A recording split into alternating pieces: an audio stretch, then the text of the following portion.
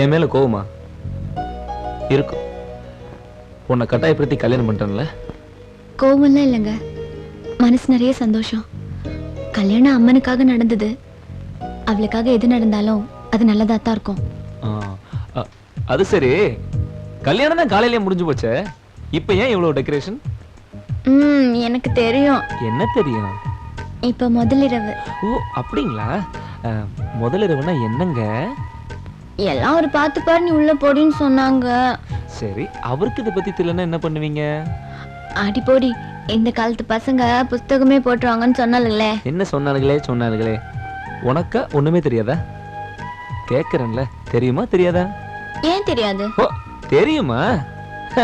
பசங்க நாங்க புஸ்தகம் தான் போடுவோம், பொண்ணுங்க நீங்க நோட்ஸே போட்டுருவீங்க போல இருக்கு. அது சரி, அங்க என்னன்னா இப்படி வருது? இன்னும் கொஞ்சம் போதுமா? போதாது.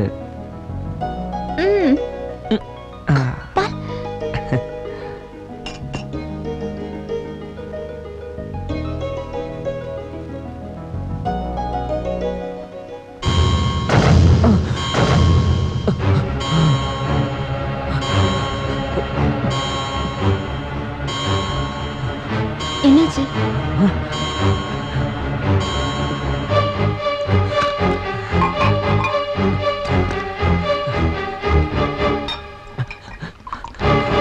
கொஞ்சம் இருங்க. பெரியவங்களா பார்த்த இந்த நாலு நேரம் நீங்க குடிக்கிறதுக்காக இல்ல. இல்ல காயத்ரி, என்னால குடிக்காம இருக்க முடியாது. நான் குடிக்கலன்னா செத்து போயிடுவேன். என் மனசுக்குள்ள அவ்வளவு காயங்கள் இருக்கு, அவ்வளவு துன்பங்கள் இருக்கு. தயவு செய்து தொல்லை பண்ணாத காயத்ரி. காயத்துக்கு மருந்து தாங்க போடணும், இது விஷம். எங்க அம்மா செத்ததுக்கு அப்புறம் எனக்கு ஆறுதல் சொல்லவும், என் மேல பாசம் காட்டவும் யாரில் இருப்ப எனக்கு துணையா இருந்தது இந்த விஷம் தான். இனிமே நான் தான் உங்களுக்கு துணை. காயத்ரி, நீ சொல்றது கேட்கிற நிலைமையில் நான் இல்ல, என்ன விட்டுடு.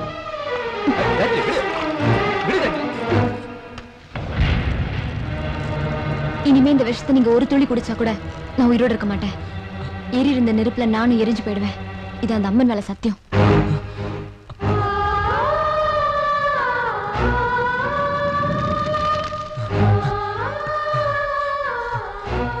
வேண்டாம் வேண்டாம் காயத்ரி, வாழ்க்கை முழுக்க என்ன வாட்டி எடுக்கிற அந்த ஒரு சம்பவம் போதும். இனிமே நான் குடிக்க மாட்டேன். சத்தியமா? சத்தியம்.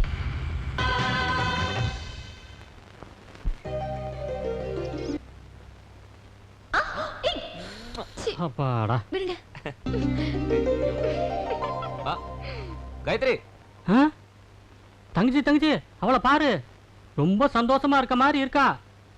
நேத்து ராத்திரி கசமுசா நடந்திருக்கும், கண்டிப்பா நடந்திருக்கும்.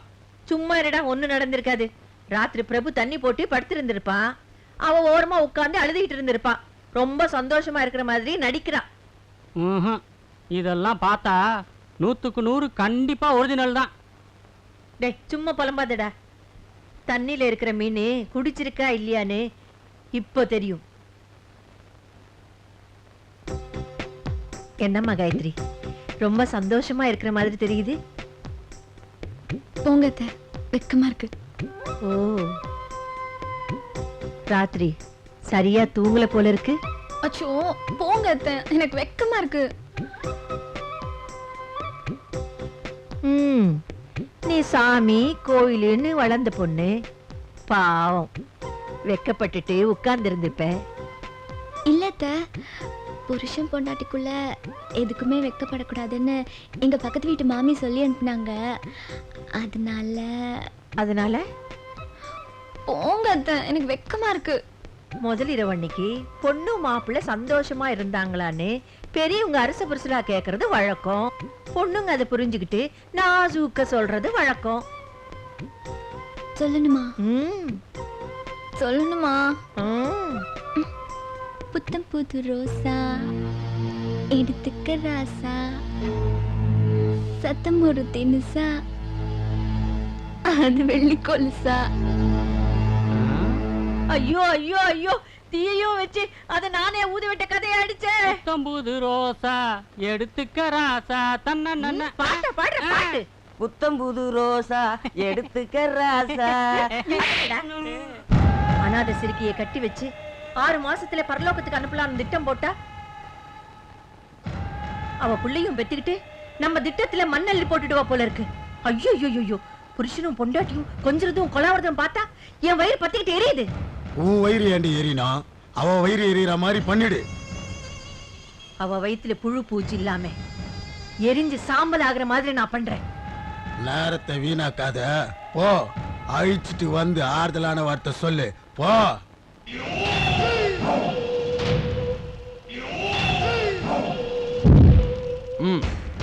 அவ வாந்தி எடுக்க கூடாது. எது நடக்க கூடாதோ அது நடந்துடும். என் ஆசை கனவெல்லாம் மண்ணோட மண்ணா போயிடும். யாரோ ஒரு அநாத சிறுக்குக்கு சொத்தெல்லாம் விட்டு கொடுக்க மாட்டான். இந்த அம்சா அழிக்கணும். அவ வயித்துல புழு பூச்சி இல்லாமே ஆகணும்.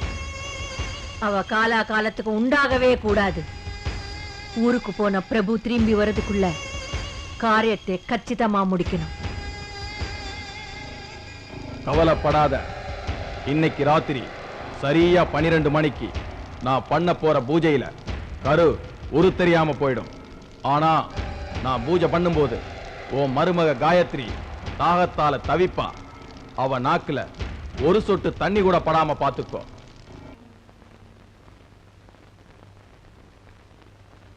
நமஸ்காரம்மா. வணக்கம்மா. என்ன பெரிய கும்பலே வந்திருக்கு? உங்களுக்கு தெரியாது ஒண்ணுமில்ல.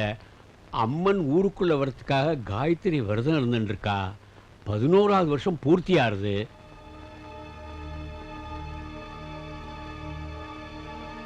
காயத்ரி, உன்னை விரதத்துக்கு அழைச்சுன்னு போலான்னு வந்திருக்கேம்மா. பொண்ணுக்கு வளகாப்புன்னு வந்திருந்தீங்கன்னா நல்லா இருந்திருக்கும். விரதம்னு வெறும்னு வந்து நிக்கிறீங்க. ஆமா, விரதம் இருந்துட்டாலும்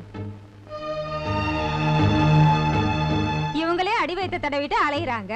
இவங்க சொல்லிதான் அம்மன் ஊருக்குள்ள அடி எடுத்து வச்சு வரப்போதாக்கும். கொடல்லையே பூக்கல, குளத்திலேயா பூக்க போகுது? இவங்க விரதம் இருந்துதான் ஊருக்குள்ள நல்லது நடக்க போதாக்கும். விரதம் இருக்க இவங்களுக்கு என்ன தகுதி இருக்கு?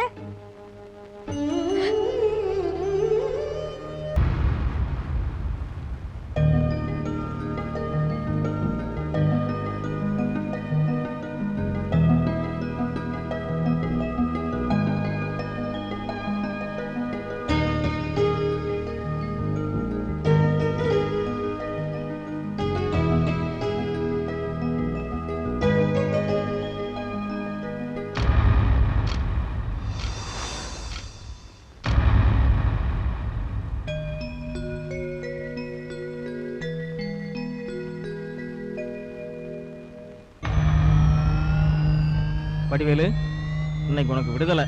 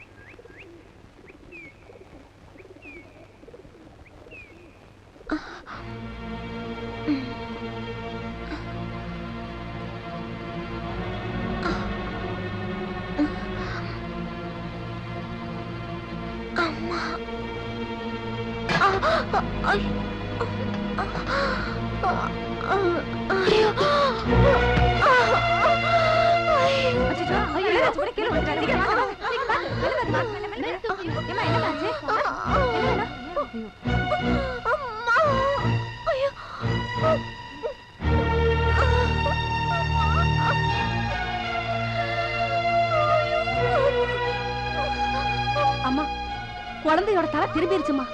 தாமதிக்கிற ஒவ்வொரு நிமிஷமும் பெரிய உயிருக்கும் சின்ன உயிருக்கும் ஆபத்து. டவுன் ஆஸ்பத்திரி கொண்டு போகணும். சீக்கிரம் வண்டியை கொண்டு வாங்க, போங்க. அம்மா, தாயே பராசக்தி, உன்னையே நம்பி இருக்கிற உன்னுடைய பக்திக்கு இந்த மாதிரி கதியை கொண்டு வந்து விட்டுட்டியம்மா. அம்மா, நீதாம்மா காப்பாத்தணும்.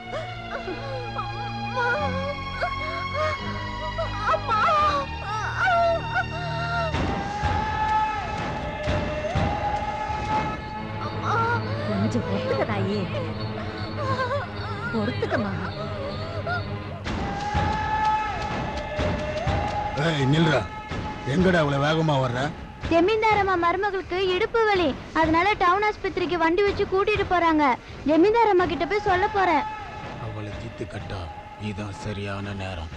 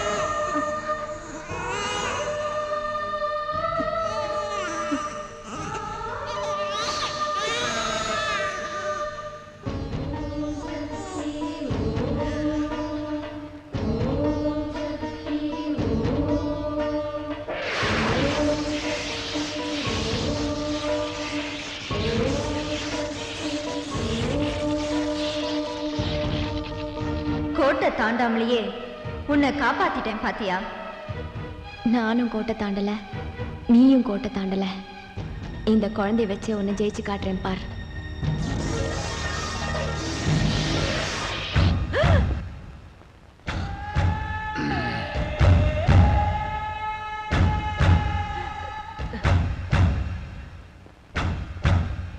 ஜெயில இருந்து தப்பிச்சு வந்தியா இல்ல விடுதலையா வந்தியா? தப்பிச்சு வரல, விடுதலாய் தான் வந்திருக்கேன். இனிமேல் நான் இங்கதான் இருக்க போறேன். இங்க இருக்க போறியா? நாசமா போயிடும். பிரபு வர நேரம். கோயிலுக்கு போயிருக்கிற காயத்ரி வர போறா. நீ யாருன்னு கேட்ட நான் என்ன பதில் சொல்றது? சொல்லு, புருஷன் சொல்லு. உன் கழுத்துல தொங்குத தாலி அத கட்டினவன் நான் தான் சொல்லு. பிரபு கிட்ட சொல்லு, காயத்ரி திரும்பி வந்தானா அவகிட்டயே சொல்லு. நீ என்ன சொல்ற? அவளை கொன்னுட்டு தான் வந்திருக்கேன். கொன்னுட்டியா? அம்மாவையும் புள்ளையும் அடிச்சே கொன்னுட்டேன். இனி நம்ம ராஜ்யம்தான்.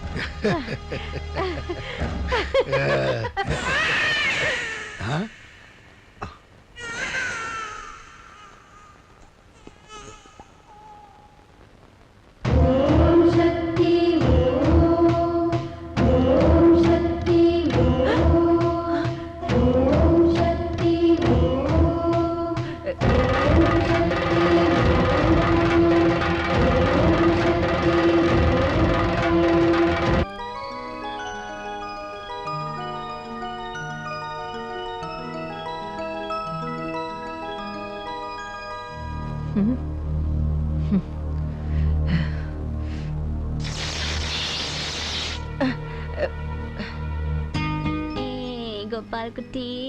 ஹலோ கோபால். டேய் குட்டி. மூக்கு உங்களை மாதிரியே இருக்கு.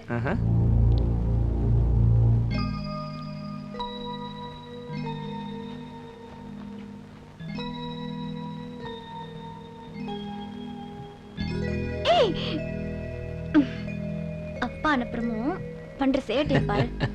வெளியில ஒண்ணும் வேலை இல்லையா உங்களுக்கு?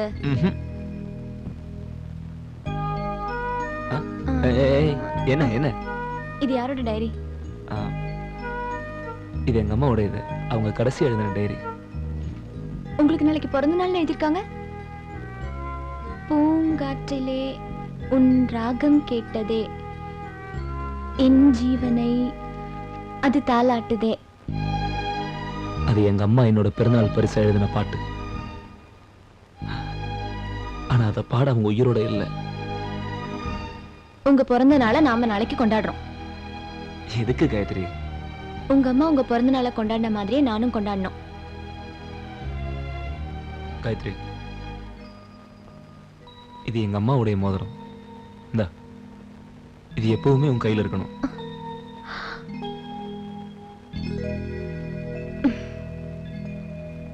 ரொம்ப தேங்க்ஸ் இந்த மோதிரத்துக்கு. அப்புறம் என்ன உங்க அம்மா அளவுக்கு நேசிக்கிறதுக்கு. கோபாலா, நான் கட்டின ரக்ஷ உன் கழுத்துல இருக்குல்ல, அது சக்தி வாய்ந்த ரக்ஷ. உன் திருவிளையாடல் ஆரம்பி